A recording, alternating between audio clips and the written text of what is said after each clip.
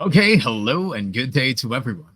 That is really tuning in here at the Sphere Rocket Podcast Network. Once again, I'm going to be the host for today's episode. My name is Dwayne, and right now, our guest is a top real estate agent from Houston, Texas. With over $350 million in sales since 2001, he started at UT Austin, founded Copland Realty, and later formed Premier Realty in Central Austin. He joined Realty Austin in 2012 and quickly became a top agent nationwide. In 2002, he moved to eXp Realty for his global reach. Outside of work, he loves spending time with his wife Brittany and their four kids, and is active in local charities and the Austin Chamber of Commerce. So get ready to be inspired by his amazing journey in real estate. So let's hear it from for Brian Copland. How are you doing today, man? Good. Thank you for the intro. I appreciate it. Just so everybody knows, I'm in Austin, Texas, but I'm from Houston, so it's very close. I mean, behind you definitely screams Texas. Is that Oh, the yeah. Texas? Yeah, the Longhorn. That's my buddy. Keeps me going. Is it actually that common to see, the Longhorn in Texas? I've never been there, but Well, there's Longhorn logos everywhere because of University of Texas. But yeah, you can go 15 minutes from here and probably find a Longhorn if you want on somebody's property. it's crazy. I can't imagine. I mean, I've seen bulls, but Longhorn that big, that huge. It shows our strength. Yes, definitely. I guess that is one of the symbols of Texas, I would say. Yeah, But absolutely. yeah, but that being said, I guess my very first question for you today, Brian, is like, what do you think is the best food to eat in Texas? Oh, come on. I mean, barbecue. You got to have some barbecue when you visit Austin, Texas. Texas barbecue, of course. Unbelievable. Absolutely. Be careful not to eat too much, though. You'll take some good naps and get anything done. I heard it can get really addicting if you don't control yourself. Yeah, there's some amazing barbecue restaurants, but Austin, Texas is a lot of fun, and that's why a lot of people move here. It's just a beautiful city with very diverse community and a lot of beauty. I see. I guess that is one of the main reasons why you choose to stay there, and pretty much do your business there. But speaking before, after that, what led you to be in real estate in the first place? So I was a student at University of Texas, and like most college kids, you just want to have fun, right? You're out of the house and want to create your own path. Well, my mother actually reached out to me and said, "Hey, your sister's boyfriend is getting his real estate license." I said, "Okay." And she said, "You should do it." And I said, "I don't know. My father has his Texas broker's license, but was never a realtor, selling homes. He was a commercial appraiser by trade." And I said, "I don't know." And she said, I'll take the classes with you." So at that time, I think it was 3 weekends in a row, I took the real estate classes with my mother, and I ended up getting my real estate license. Walked down, I call it Real Estate Row by University of Texas, knocked on a few doors and said, "I got my real estate license. I don't know what I'm doing. Can I work here?" And I landed at an amazing brokerage that really set me on the right track, and had a lot of success leasing to my friends in college while I was a student at UT, and was able to even buy 2 properties while I was a student at University of Texas that I still own. And that's proven to be a pretty good piece of property. That's quite the spur of the moment kind of like career path for me. Like you weren't even sure. I mean, a few decades later, you're still doing it. And pretty much, how was the first few months of you doing it? You said that you're just knocking at doors and hey. Well, I talk to agents all the time, and their story resonates very deeply with me because it's hard when you're getting in the business. You don't know what you're doing. You don't know how to talk to people. You don't know when to follow up, how to follow up, what to say, right? And how to handle objections. And that's the worst part for a lot of people. Yeah, it rejection. is. And I always try to be helpful and think about myself when I was that new agent back in the day, and how I was really lucky and I had a couple people really take me under their wings.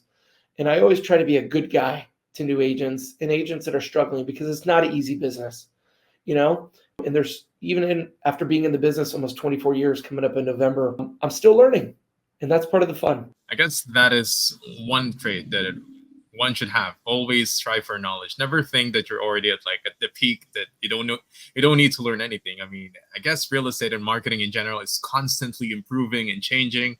We got AI, and pretty much social media is quite huge right now, and pretty much there's still a lot in terms of changes and evolution in terms of real estate as well.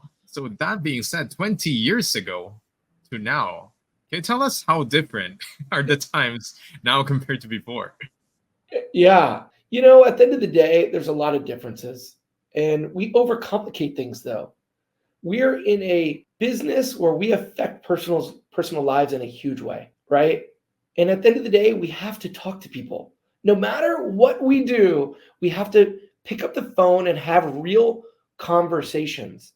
And I think so many people, you can talk about leverage and AI and fake it till you make it and all that. But if you're not willing to have conversations with people and ask the right questions, you're not going to have success. And so I think it all comes down to that. We use all these tools of technology and marketing to get the phone to ring. But at the end of the day, you're not going to close a deal without having human interaction. A personal touch, definitely. That's something that I don't think AI will be able to replicate. I mean, you can have the best AI answering all of your questions, but if you don't have that kind of personal connection, especially to someone who's making probably the biggest investment of his or her life, then you definitely need someone to talk to.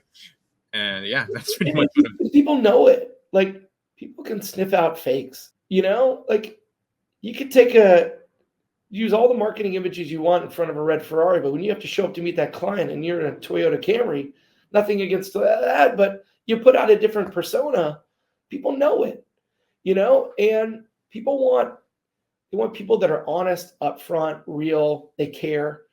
And those are the traits that matter, that really move the needle in the business. Now, beyond that, you better be trained up on how to get the deal done. You better be aware of how our industry is changing, right? And that's why I love showing up to trainings and collaborating. And I didn't think like that always. I've really evolved as an agent since I've moved to a large global brokerage, and I think the ones who aren't willing to be open-minded are the ones that are really going to get left in the dust. I've heard a lot of, I don't know, I guess they call it boomers kind of agents that just reject the idea of like, we don't need, social media. I can just go on a call. I mean, going on calls is great, but if you wanted to be competitive to other people in the area, then you definitely need to adapt to those kind of things. Yeah, the best marketer wins at the end of the day, right? The best agent is the best marketer. That's pretty much how it goes. Yeah, and I rethink how I do things now, constantly. I have to evolve. Exactly. And I would like to ask though, since as we talked about earlier, this kind of business and sales in general is a really cutthroat kind of job. You can get a lot of rejections. That's why not a lot of agents actually last like for a year. They normally give up. Like, there are months where you get zero sales, and it takes a lot of dedication and hard work to not give up and to not lose onto this. So how were you able to constantly stay for like 2 decades in the business? So do you have any tips and tricks on how, let's say people who are still starting up and, having difficulty establishing themselves as a real estate agent? Yeah, it's not an easy business. It's not. There's a lot of ups and downs. When you think you're going to get paid on a deal, it doesn't end up closing, right? And you mentally spent that money, or you actually did. And so, I think number one, you have to be level-headed. You can't get too excited. You can't get too high. You can't get too low. I think it's a daily practice to be able to market yourself. You have to pick up the phone and call people. You have to stay in front of people. You have to love on your past clients. And that creates a database for life, right? You have to be willing to give more than you receive, right? And so, have to be available. I am available more than I probably should. I need to set more standards, but that's a constant battle in life too, right? Because I want to provide the best. I want to provide the best service to my clients, and I want them to feel like they hired the right guy, right? And I'm constantly rethinking, how can I do something different or better, right? Whenever that tough conversation comes up, whenever somebody reaches out, they're like, hey, what's the latest update? Well, they're reaching out for the latest update because I haven't done a good job staying in front of it, right? And so, like, what systems, tools, text, training can I adopt that will prevent that question from coming up again? And I think, that's where I've really learned how to leverage in my business. As you get older, you get wiser, right? Yes. If you look at my business model, how I operated 10 years ago, it's very different today. There were things I wanted to achieve that I wasn't able to achieve because I wasn't willing to invest in myself, and I wasn't willing to hire that extra person I needed, or hire that extra consultant or buy some tool because I felt like I needed to keep that money for whatever else, I needed it for, right? And I Yeah, if you can learned, do it yourself, it makes you think, I can do it myself. Why hire someone else to do it? It's just right. But the reality is like you get run down very quickly in this business and you run into a dead end. And I think that's where being wiser pays off, and operating like a real business owner and reinvesting in myself constantly through some of it doesn't even mean money. Some of it just means time. Watching YouTube videos on what other amazing agents are doing around the country, right? How to learn CapCut and create cool walkthrough videos in-house very quickly, right?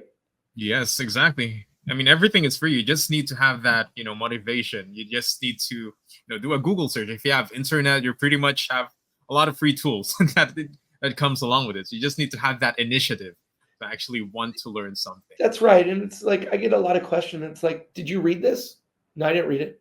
Okay, the answer was right there in front of you. Don't be lazy. Like, take the time to sit down and understand it. Like, there's paragraphs. I literally watched a video just to refresh on a paragraph in the Texas contract.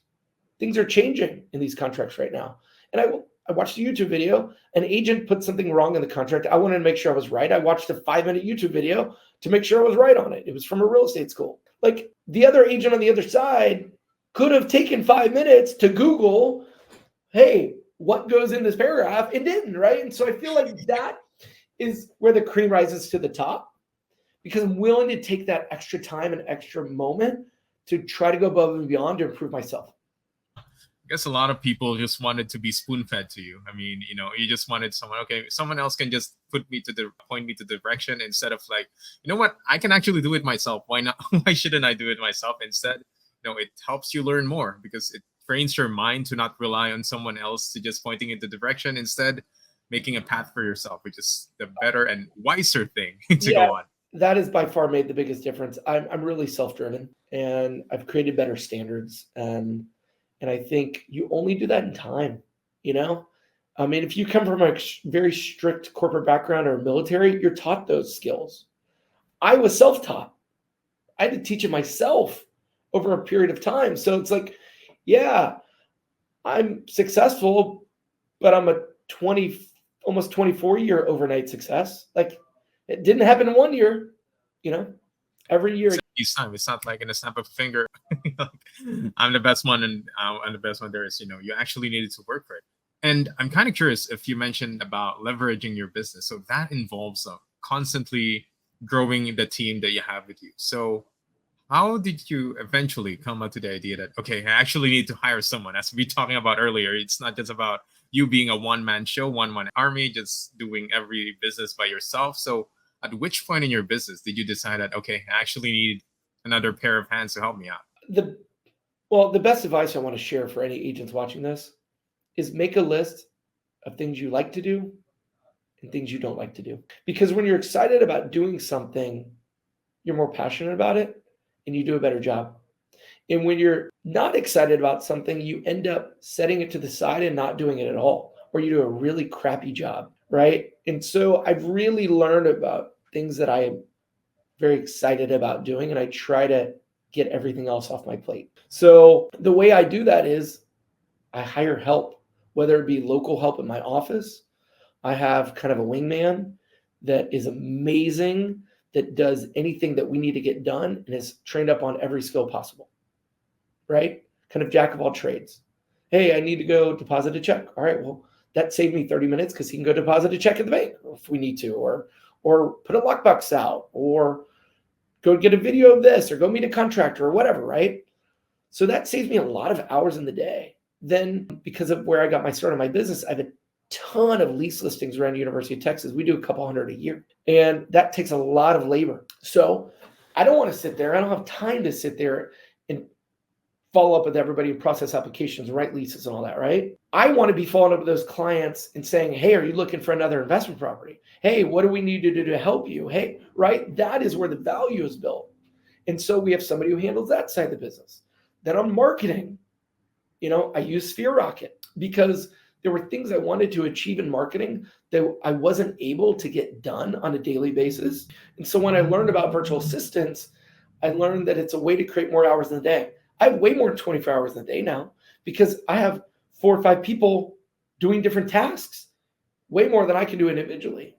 And so my marketing is way more consistent than it's ever been because I've learned to leverage high return, low cost. It's leveraging. And, people might think that, okay, it just takes like 1 hour of a day for me to do, a database, just responding to emails. But if you count it in a year, like every day, it piles up to several hours that you could have used for something more productive that's good for the business. As you mentioned, doing something that makes you excited. It's not like I need to respond to emails again. I need to, go out and fix the contracts and checks and everything. If you can have someone else to do that, definitely frees up time and, makes you more excited to do work that you actually wanted to do. But you only learn that you have to let go. Like I had to learn to let go, to not be a control freak and do everything myself. That took time because I'm such type A. I'm such a go-getter. I can do it. I got it. No problem. And the reality is you really look back and it's like, no, you don't. You don't have it. You need to learn to let go a little bit, train people up and let them be great at what they can be great at and find strengths in others. And that's really been a huge difference in my business. I guess becoming a leader and, eventually I wouldn't say next generation, but pretty much the next people to trust within your business to help you out, make you grow your business and of course, help more people out by training them as well. And it also builds others up. It gives other people's confidence, right? Like it's like you're doing a good thing for others. That doesn't mean they're going to pick up and leave you. It means you may need to pay them more because they're doing such a great job and everybody's winning together. It's a team effort. And basically, if the business goes well, it's not just you, the owner that goes in, but, everyone else gets to have a share of that pie. And I'm curious to know about, how many virtual assistants do you currently have right now? I have 3. Wow. Okay, 3. I guess there must be doing, you have a lot of things that's off your plate right now if you're able to have 3 to, help you out. Well, and it's also helped my office staff, right? Like they're not as stressed because now we have more hands doing more things. And so, they feel like they can achieve a lot more in the day as well. So it's just a trickle down effect of great returns. Yeah, but I'm sure that it's not like smooth sailing getting like your first VA. It's kind of like a new setup. It's kind of like it's having an employee, but it's someone you'll not see physically. So how were the first steps of having a virtual assistant and what did it take to make it work for you right now? I had no idea what I was doing. Pretty much how you started in real estate. Yeah, pretty much it was like being a child again and having to learn how to walk. First step is trying to figure out, okay, can you trust these people? They're across the world. They now have access to your email. They have access to, right? They can literally send something to your clients that you didn't send and make or break, right? A relationship. And so it's making sure to build rapport with the VAs, making sure that like expectations are set. What are the hours?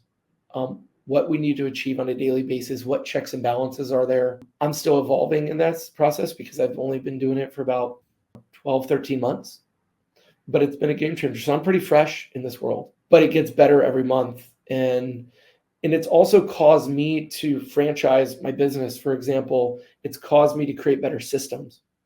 Think about, okay, since I'm not the one doing it and it's all in my head, create a system and a platform of things we need to achieve that can be duplicated and replicatable. And it's caused me to rethink my business. And so it's been overall a really big win for me. We have one full-time marketing VA who just helps across the board on all marketing, which is amazing. And then we have 2 more admin VAs that just cover all sorts of tasks that we need covered. It's kind of crazy though, thinking how far VA could help a business. People, if they don't have any idea what a VA is, they think that, VA, they just answer emails, probably take some phone calls. But, you got a VA that's doing marketing in general for you.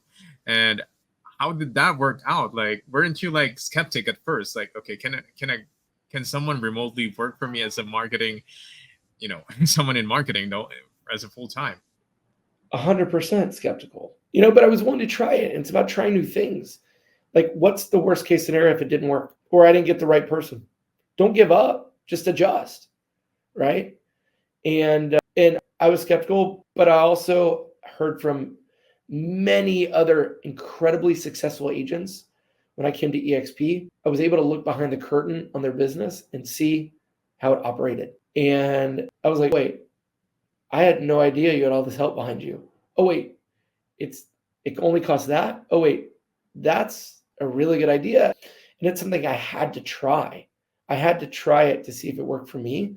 And maybe it doesn't work for everybody.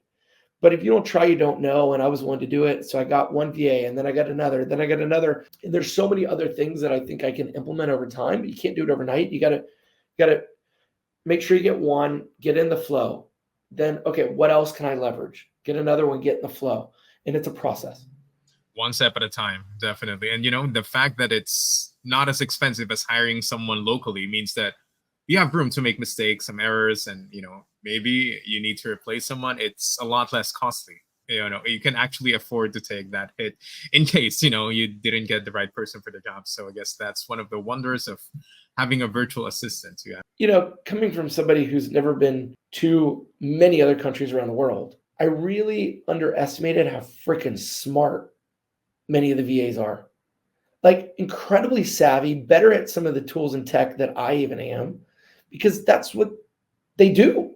Like there's VAs that are experts in different things. You want a video VA, you get somebody who's an expert in video, and they are amazing. You want somebody that knows Canva as good as anybody, they're out there. So you have to find what you're looking for and find that expert in that lane and set standards and set a plan. And I think it can really change your life and your business. I don't feel as stressed when I go home every day because that's the best thing. Yeah. Because I know that I don't have to squeeze in this task because I've learned to leverage it off to somebody else who's got it for me. Definitely. And what SphereRocket does is make you cherry pick. I mean, you can have 1,000 of people that if you're gonna look it for yourself, but what SphereRocket does, it makes the job 100 times easier by asking what you need.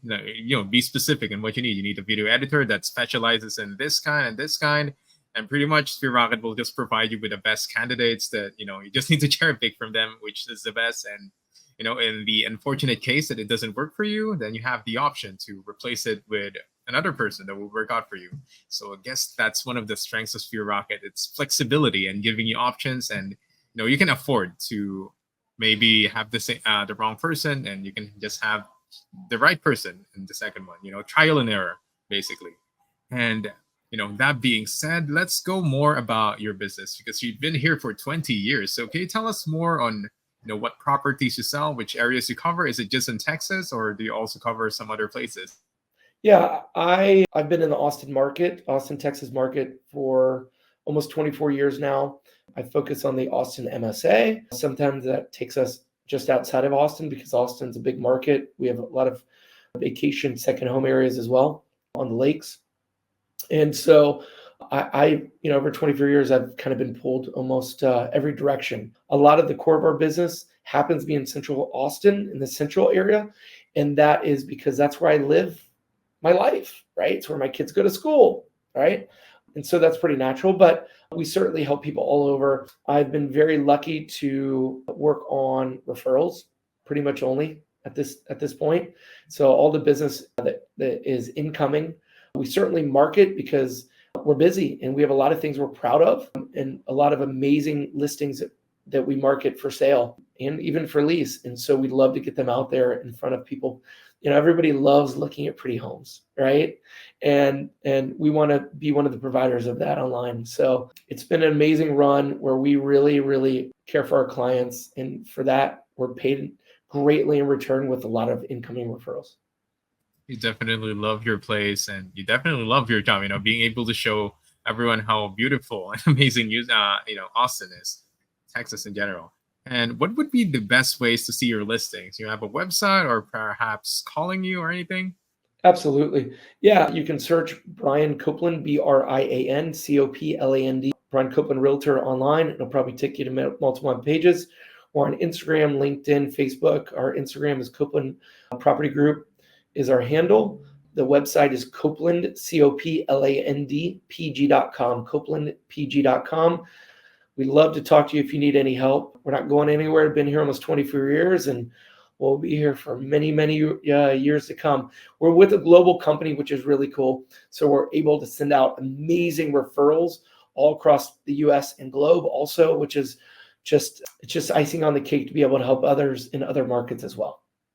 And you've also been teaching and training other agents, as you mentioned earlier. Oh, we're always giving back. I'm always giving back and always want to help other agents. I'm with an amazing platform, eXp Realty. I have over 100 agent organizations since November of 22. We have agents all over the country. We are always looking to grow with amazing partners, by the way, that operate on a platform that allow us to win on a different scale and think differently and operate differently, which is part of why I got connected with Sphere Rocket. And it's amazing when you get with awesome entrepreneurial minded agents, yet do things differently and takes your business life to another level.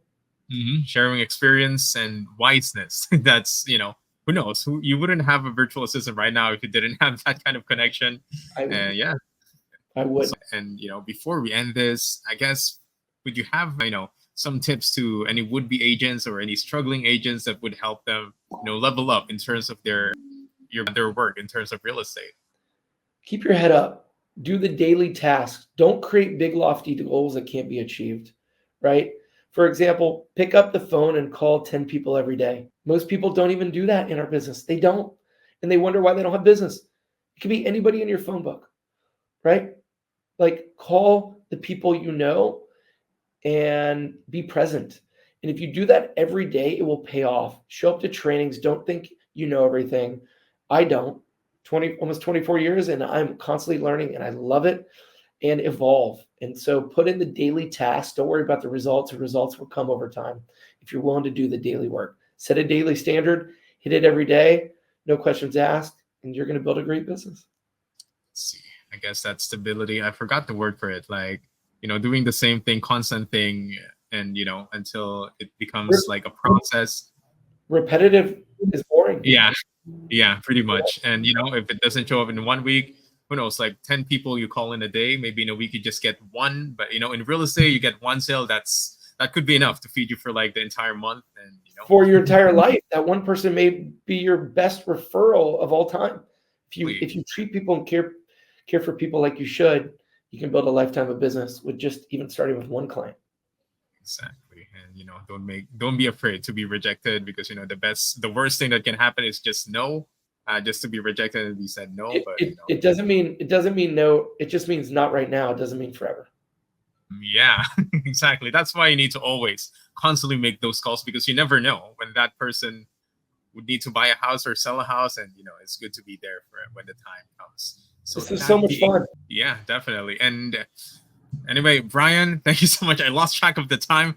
Really, we made a bit over a time. Hopefully, I didn't take too much of your time if you're busy, but it has been an amazing podcast. I definitely learned a lot, and hopefully a lot of people learned a lot from this episode as well. So, Brian, before we end this, maybe you want to give a shout out to anyone, or you wanted to promote anyone or anything else?